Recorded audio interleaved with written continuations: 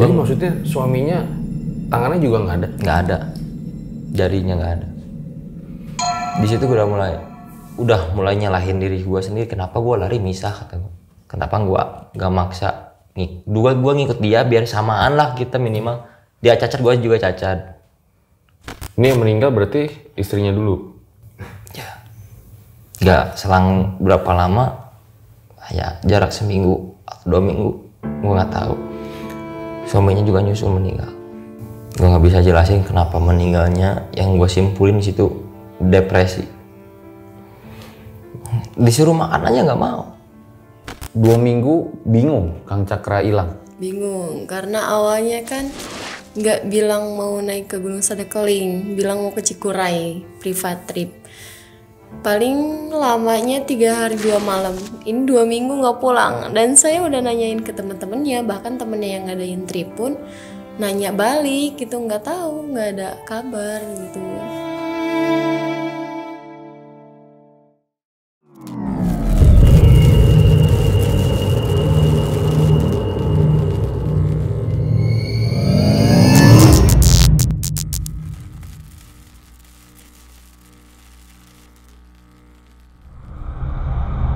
Jadi guys, gue punya rekomendasi game petualangan lawan monster-monster yang seru gitu. Dimana jalan ceritanya ini juga menarik buat kalian. Gue lagi main Genshin Impact versi 33 nih yang update terbaru guys. Dan gue emang baru pertama kali nih nyobain ini game. Ternyata visual artnya itu, wah gila sih. Genshin adalah game open world action RPG. Jadi kalian bebas tuh eksplorasi mapnya. Dan juga game Genshin ini bisa dimainkan di beberapa platform seperti PS4, PS5, laptop, komputer, Android, iOS tanpa kalian tuh harus ganti-ganti akun. Ada juga update terbaru di versi ini yaitu karakter bintang 5 yang bernama Wanderer. Nah ini lagi gue coba nih guys. Animasi serangannya menurut gue mantep nih, animasi jurusnya juga oke. Nah makanya gue coba nih buat ngalahin musuh-musuh pakai karakter Wanderer yang baru ini. Ada juga event baru di updatean kali ini yaitu Akitsuki Modameshi, melintasi alam liar dan jejak sang angin. Kalian coba sendiri deh, banyak banget hal baru yang bisa dicoba dengan gameplay yang tidak ngebosenin ini. Ada lagi event yaitu Genius Invocation TCG yang lagi gue mainin. Di gameplay ini player bisa bermain card battle. Jadi guys, nanti gameplay main kartunya ini ya kayak gini nih, simple-simple dan lucu-lucu tuh gambar-gambar yang ada di kartunnya. Dan juga mudah nih untuk pemain baru bisa beradaptasi dengan gameplaynya. Nah, ternyata juga ada kode nih yang bisa kalian gunakan untuk mendapatkan hadiah. Jadi langsung aja guys, kalian download nih versi Genshin Impact yang terbaru. Kode redeem dan link download Genshin Impact ini bakal gue taruh di deskripsi. Jadi langsung aja kalian download.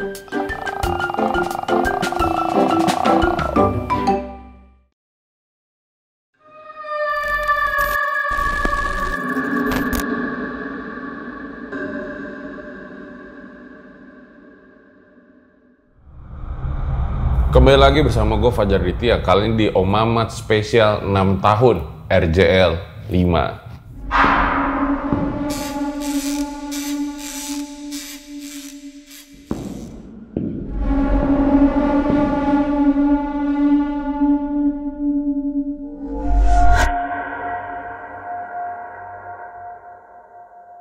Ya jadi guys, kemarin itu gue live langsung di Bandung menemui seorang narasumber yang mempunyai kisah tragedi ketika melakukan pendakian di Gunung Sadekeling, di mana sahabatnya itu harus meninggal dunia. Nah kalian bisa nonton ceritanya di part 1 sebelum masuk ke video yang ini. Jangan lupa juga kita lagi ada bakal banyak giveaway. Langsung aja kalian bisa ke Instagram RJ5 Official atau Don Fajar Aditya untuk mengikuti giveaway. Karena bakal ada giveaway total 25 juta sampai akhir Januari.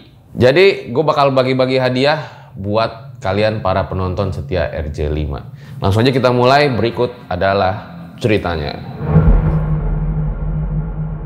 Di part sebelumnya. Cakra, iya urang, Cakra. Sampai gue keluar, Mah, iya urang. Pas dilihat, kenapa si Teteh, kata gue. Sambil udah nangis. Jadi kepalanya di sini, nih kakinya di sini sambil nangis teman gue tuh. Digelepakin lah di bawah. Pas gue lihat istrinya teman gue udah putus kakinya, Bang. Kakinya putus? Udah nggak ada kakinya sebelah, tapi nggak ada darah yang turun, satu tetes pun nggak ada.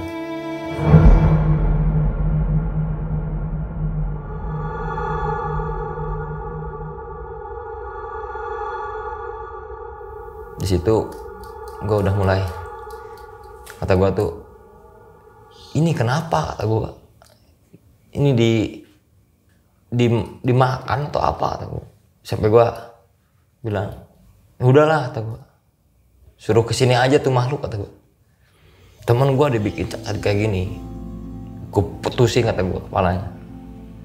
Mau sekalipun gue yang mati sama dia, yang seenggaknya gue bisa ngeluapin amarah gue ngelihat kaki istri temen gue udah nggak ada.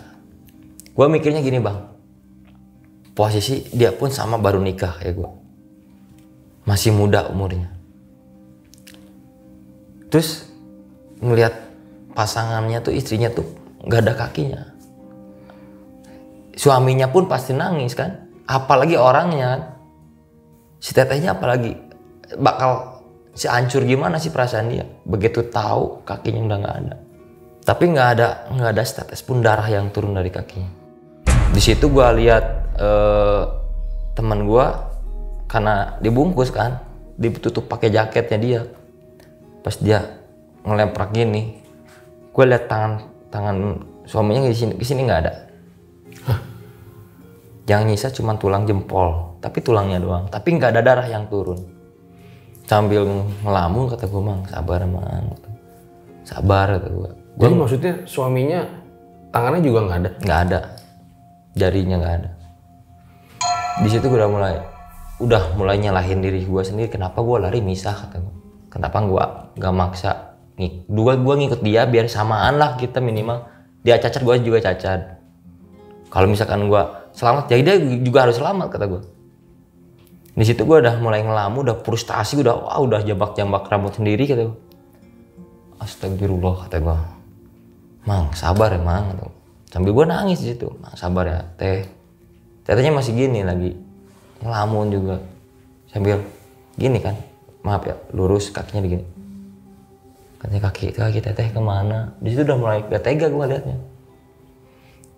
Gue tarik, masukin ke gubuk yang tadi gue sembunyi. Si makhluk itu masih aja ngincer-ngincer, masih ada di depan, tapi dia nggak berani masuk. Gue sembunyi, nggak berani masuk dia, kayak mau masuk mental lagi gitu, Bang. Kayak kehalang gimana gitu. Kata gue, ya udah sini, berani, ini sekalian sama guanya. Nah di situ udah mulai gue frustasi, udah nggak mau udahlah, mati aja kita bertiga di sini. Dalam hati gue, Mang, yuk ke bawah, kata gue. Iya. Pas diangkat, gue ngedenger suara anjing ngegonggong. Kata gue, udahlah, Mang, itu tipuan, kata gue. Karena kita udah ngerasain dan tahu beberapa kali kita ditipu sama makhluk sama makhluk itu. Sampai gue frustasi, marah-marah. Udah, Mang, itu cuma tipuan. Udah, Mang, itu cuma tipuan. Dari awal juga kita ditipu.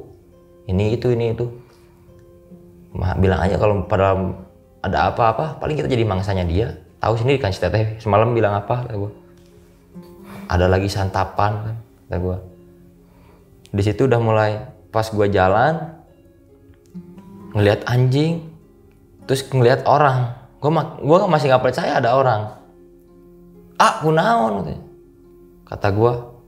Langsung nyapa gue. Orang bukan, kata. Iya, tak kunaon. Kalau Mang sekedap, gue nyamperin, kata gue. Kalau Mang sekedap bentar, kata gue, nyamperin. Gue ceritain ini. Di situ, ini kararucal kieu, kalalotor gini, katanya. Ya orang kita di situ nggak tahu lari jatuh kan.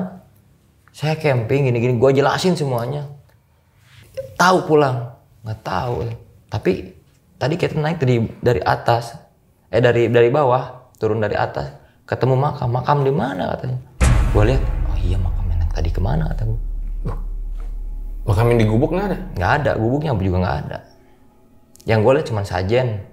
Semalam pun gue ngerasain emang gue ketemu nemu sajen, gue lapar, gue makan tuh sajen. Kalau gue tahu itu sajen, gue makan aja. Emang gue lapar, abis logistik kan. Di situ singkat cerita gue dianterin. Ya udah, saya anterin pulang. Jadi orang siapa? Pemburu, real itu pemburu.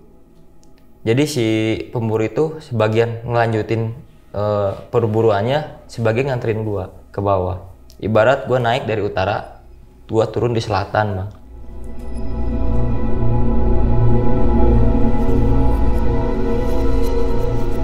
Di situ udah nyampe lah, singkat cerita nyampe di warung, di pemukiman, ditanya-tanya gini. Sampai gue sadar, iya, mau pulang kapan? Saya hari Minggu harus pulang, kata gue. Saya ninggalin istri gini-gini. Pas gue dari kapan naik? Ya dari Jumat, Bu. Sekarang hari Minggu dari mana katanya? Ini bukan hari Minggu katanya. Naik tanggal berapa? Antara tanggal 25 24 kalau nggak salah. Sekarang tanggal 10 katanya. Gua nggak percaya, bercandain. Udah gua nyasar, gua dapat tragedi ini itu. Gua dibercandain kan, gua agak marah tuh. Yang benar aja, Bu, kata gua. Orang kita baru semalam kok di puncak. Itu pun kita emang begadang nggak tidur katanya. Cuma tidur beberapa menit kata gua. Coba aja nyalain HP. Pas gua ngeluarin HP yang HP gua udah rusak, Bang. Udah gak bisa nyala, udah retak-retak, udah mau belah. Udah kok HP gua hancur gini gitu. Mang kata gua, coba minjem HP, nyalain casin. Pas dicas keluar tuh WA semua. Udah kita niatin lihat tanggal aja dulu. Pas dilihat, cak tanggal 10. Wah, di situ gue lihat lagi nih. Ini benar tanggal 10. Iya. Anjing kata gue. Terus gue bilang, Bu, Pak, maaf ya. Jangan bilang ke siapa-siapa kita kayak gini. Ini salah kita. Takutnya kita yang disalahin kata gue. Iya, sok aja. Pulang kemana? Gue bilang ke kampungnya teman gue, desanya teman gue. Oh, itu mau di sebelah sana katanya. Terus gimana? Saya minta ke rumah sakit aja, nganterin istrinya temen di rumah. Jadi begitu di rumah sakit barulah si darah tuh keluar semua dari kakinya. Tapi tangan teman gue masih belum berdarah, masih nggak ada darah yang netes. Begitu pulang ke rumah baru keluar darahnya semua. Tapi lu nanya, kenapa kok bisa sampai putus kakinya? Gue nanya tapi sampai maaf ya, orangnya udah nggak ada sih, Bang. Jadi bulan sebelum gue cerita sama abang, gue cerita lagi sama yang lain tuh. Setelah gue cerita di bulan itu, beberapa minggu teman gue meninggal satu persatu. Dua-duanya? Satu-satu. Jadi suaminya dulu, istrinya dulu, terus suaminya meninggal. Awalnya gue tanya, gue kan dari tempat dia tuh ke Bandung, gue ada acara mau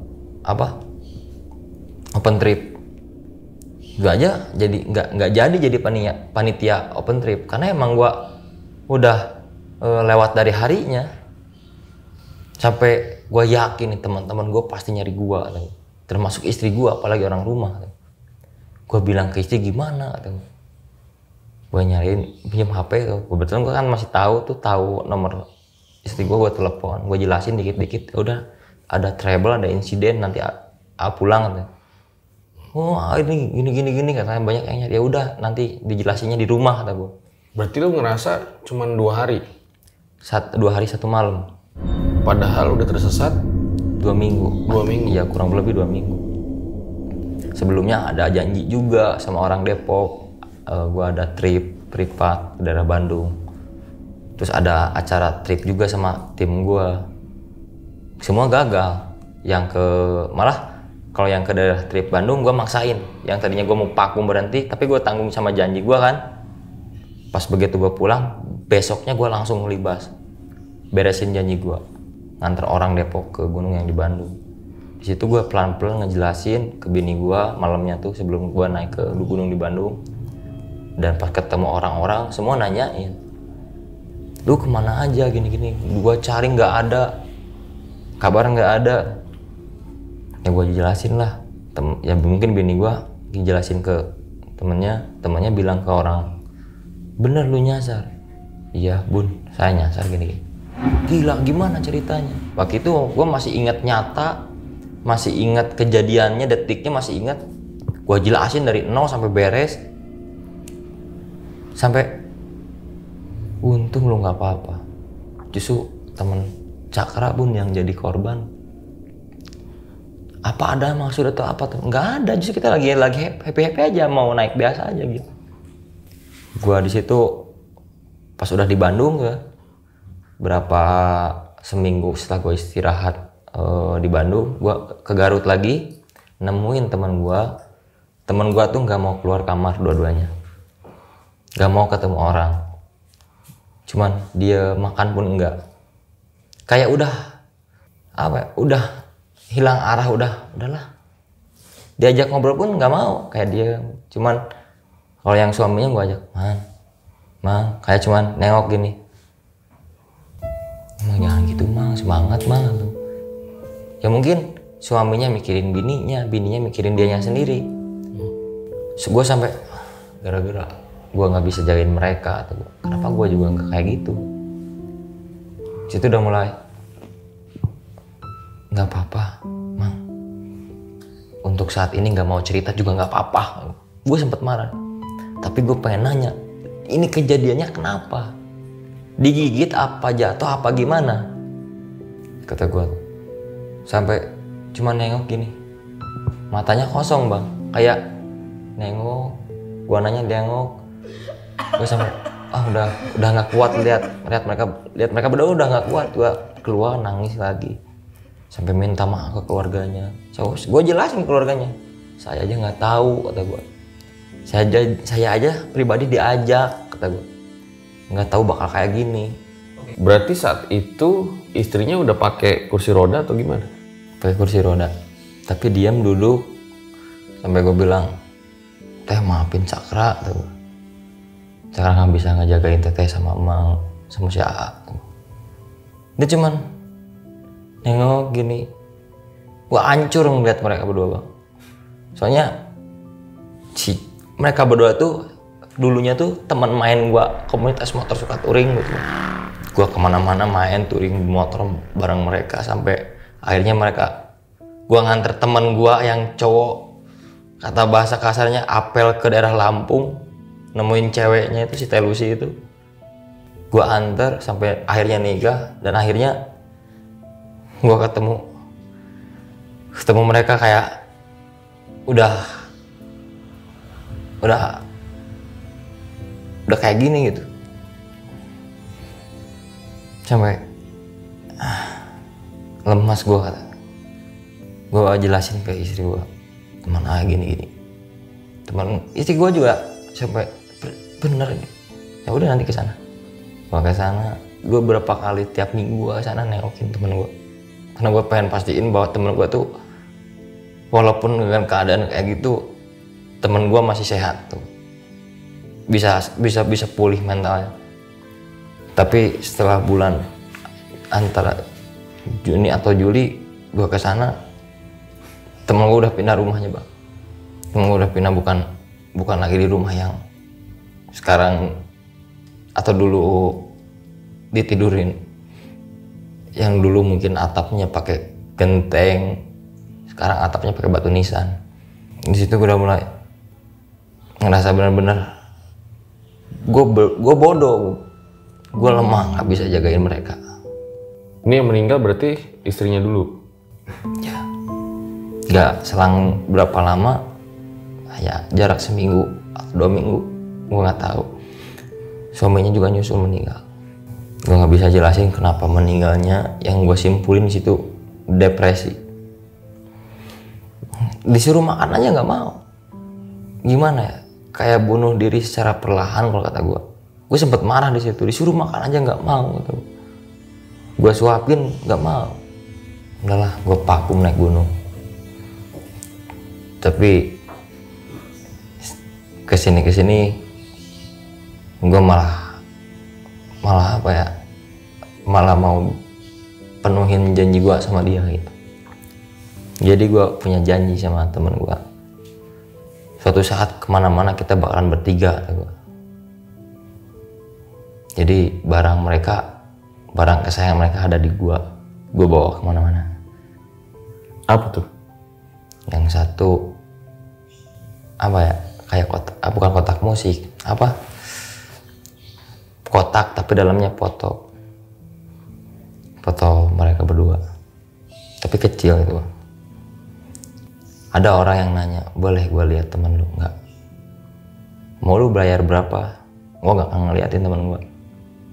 Itu apa, pinta dari keluarga mereka, silakan bawa, tapi jangan diliatin ke orang-orang.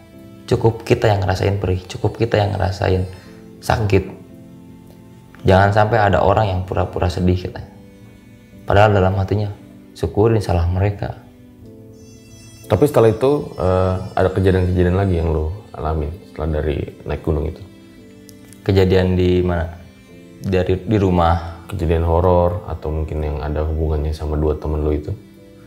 Kalau hubungan dari teman, bukan seminggu, mungkin 11 hari gue kayak diintip, didatengin terus sama teman gue yang meninggal itu.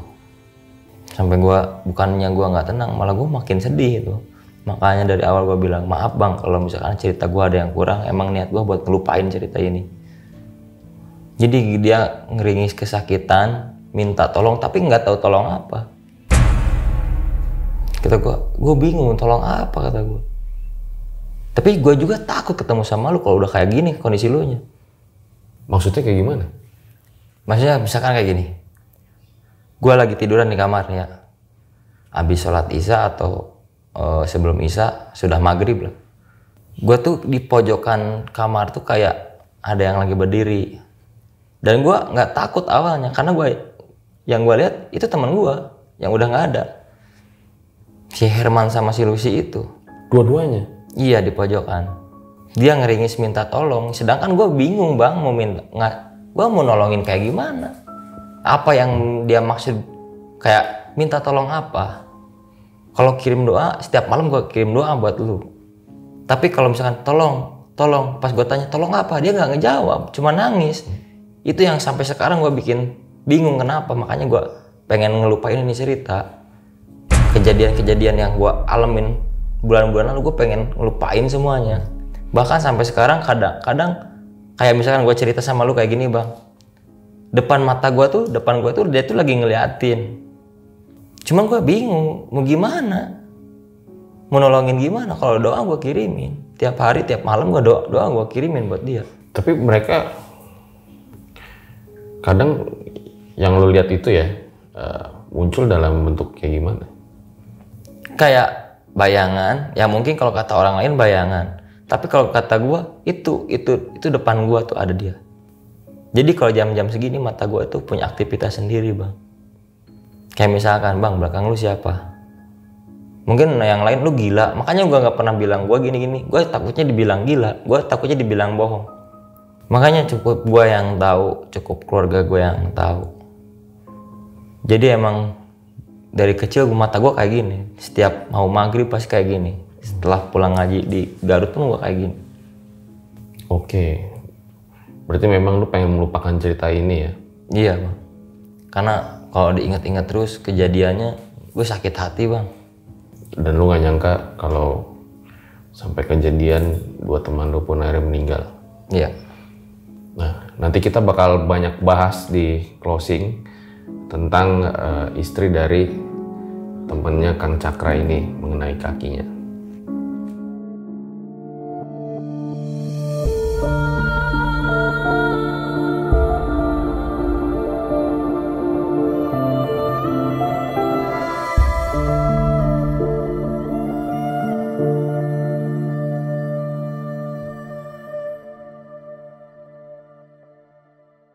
Itu deh guys, sebuah kisah luar biasa dari Kang Cakra ya, dimana ternyata dua temannya itu harus meninggal dunia ketika mendaki Gunung Sadekeling. Dan ternyata Doi ini tersesat selama 2 minggu. Langsung aja kita tanya-tanya. Kang, Ya bang. ini bicara kaki putus ya.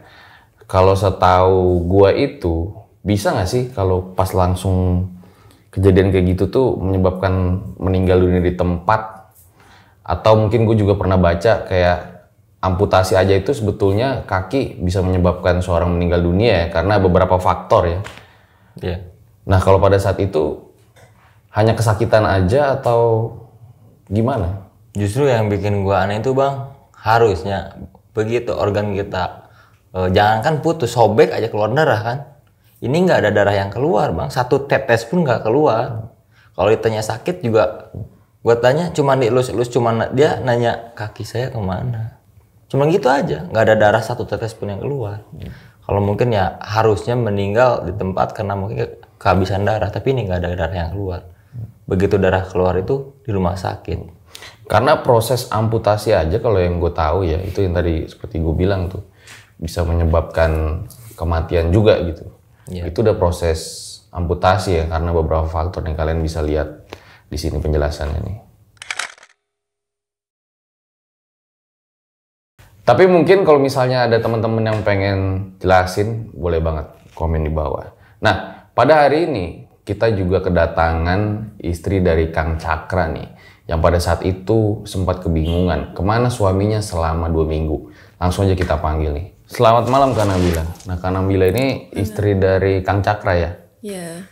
Pada saat itu 2 minggu bingung Kang Cakra hilang. Bingung karena awalnya kan nggak bilang mau naik ke Gunung Sadekeling, bilang mau ke Cikuray, privat trip. Paling lamanya 3 hari 2 malam. Ini 2 minggu nggak pulang. Dan saya udah nanyain ke teman-temannya, bahkan temennya yang ngadain trip pun nanya balik gitu, nggak tahu, nggak ada kabar gitu. Apa yang dirasa pada saat itu? Udah nggak tahu bang, udah kayak gimana ya, susah ngejelasin. Udah nanya ke sana ke sini nggak ada yang tahu, teman-temannya nggak ada yang tahu gitu. Jadi kayak udah mau harus kemana lagi gitu, keluarga udah nyari gitu, nggak tahu. Nah setelah Kang Cakra itu akhirnya muncul, Seneng karena waktu pulang ke rumah malam kan, malam langsung besoknya langsung pergi lagi buat yang ada privat trip. Awalnya sempat nanya kenapa gitu kan, terus dia bilang cuman nyasar aja di gunung 2 minggu gitu. Seneng campur sedih segala macam pokoknya. Begitu udah ada datang ke rumah gitu, udah ngasih kabar gitu. tapi sempat tahu kejadian temen Kang Cakra itu kehilangan kaki dan akhirnya meninggal dunia.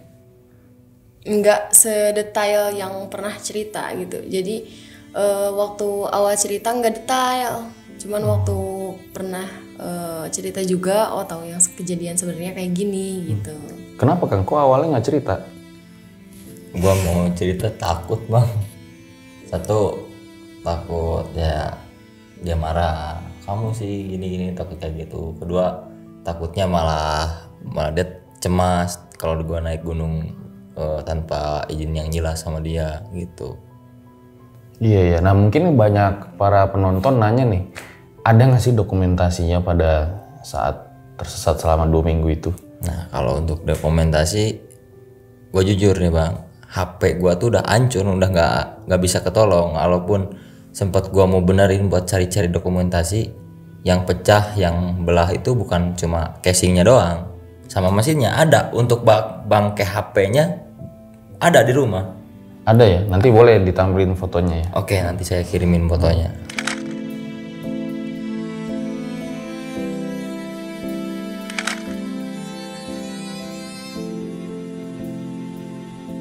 Nah mungkin netizen juga banyak nanya nih Kang, ini sempat masuk berita nggak? Untuk Kisah masuk ini? berita enggak, karena dari awal kita nggak ada laporan ke basecamp karena nggak ada basecamp. Terus dari pihak keluarga teman saya pun jangan sampai disebutkan nama aslinya, terus kampungnya, terus keluarganya jangan diekspos gitu. Ya kita perjanjian kalau ada apa-apa harus tanggung jawab ke saya. Jadi kalau ada yang nanya, kalau di belakang kamera ya saya jelasin, kalau di depan kamera maaf gitu. Tapi kalau pengen tahu detail paling ngobrol biasa gitu. Intinya ya buat pelajaran aja ya. Iya, ambil buat pelajaran. positifnya ya. Oke. Jadi seperti itu ya. Baiklah, terima kasih ya Kang Cakra terus Kak Nabila ya udah berbagi cerita di RJ5. Kita doain juga para penonton supaya teman Kang Cakra yang meninggal ini dapat diterima di sisinya. Amin. Terus buat kalian jangan lupa tonton video spesial Om Mamat RJL ulang tahun yang ke-6 bakal tayang setiap hari Selasa, Kamis dan juga Sabtu. Ambil baiknya, buang buruknya. Dengan adanya kisah-kisah seperti ini jangan malah menjadikan kalian takut, akan tetapi kalian semakin yakin dan percaya dengan kebesarannya. Gue Fajar Aditya, RJ5 undur diri. Ciao.